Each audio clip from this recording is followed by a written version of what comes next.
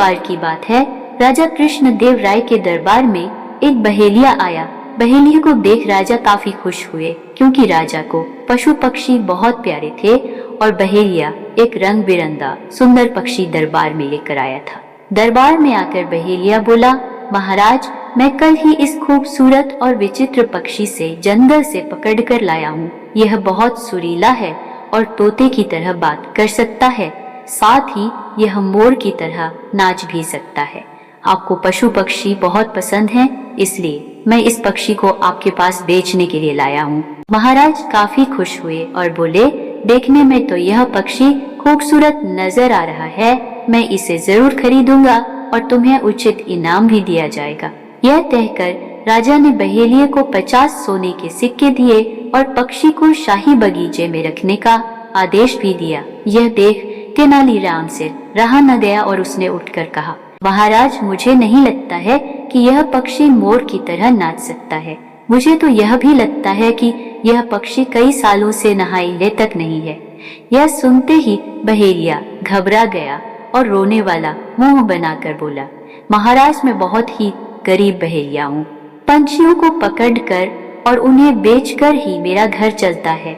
जितना मैं पशु पक्षियों को जानता हूँ, उसे प्रमाण की जरूरत नहीं है और न ही शक किया जाना चाहिए। बेशक मैं गरीब हूँ, लेकिन इसका मतलब यह नहीं कि तेनालीराम जी मुझे गरीब कहेंगे।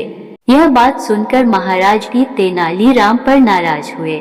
उन्होंने तेनाली से कहा, क्या तुम अपनी इस बात को साबित कर सकते हो? इतने में तेनाली ने कहा, हाँ महाराज, मैं साबित कर सकता हूँ।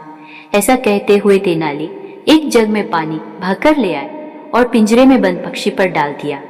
ऐसा करते ही दरबार में बैठा हर कोई आश्चर्यचकित होकर पक्षी की तरफ देखने लगा। राजा भी पक्षी को देखकर चौंक गए। तेनालीराम ने जैसे ही पक्षी पर पानी डाला, उस पर लगा सारा रंग उतर गया। पिंजरे में बंद पक्षी का रंग हल्का भूरा हो गया। राजा चौंक कर तेनाली की तरफ देखने लगे।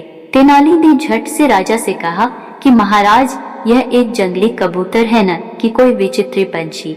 महाराज ने तेनाली से पूछा, तेनाली, तुम्हें इस बात का कैसे पता चला कि इस पक्षी को रंगा गया है? तेनाली ने जवाब दिया कि महाराज, बहेलिये के नाखूनों पर गौर करें।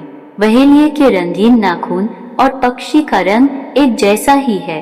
इस बात से यह पता चल जाता है कि बहेलिये ने पक्षी को रंगा था। यह सब देखकर बहेलिया वहां से भागने ही वाला था कि सैनिकों से उसे पकड़ लिया। राजा ने उसे जेल में बंदी बनाने का आदेश दिया और उसके सोने के सिक्के तेनालीराम को दे दिए।